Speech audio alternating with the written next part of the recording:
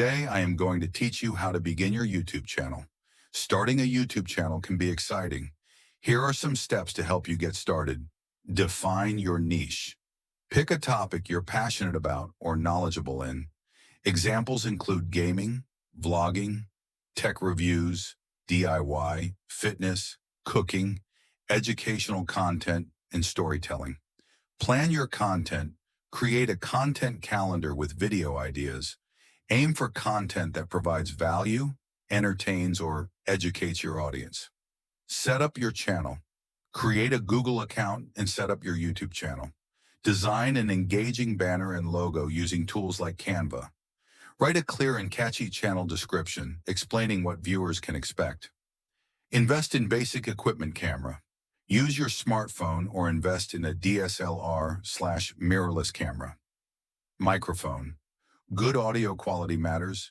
Consider a lapel or USB mic. Lighting. Use natural light or affordable ring lights. Editing software. Free tools like DaVinci Resolve, iMovie, or CapCut are great for beginners. Learn basic video editing. Familiarize yourself with transitions, effects, and audio adjustments. Keep videos concise and engaging. Optimize for search use tools like TubeBuddy or vidIQ to find keywords.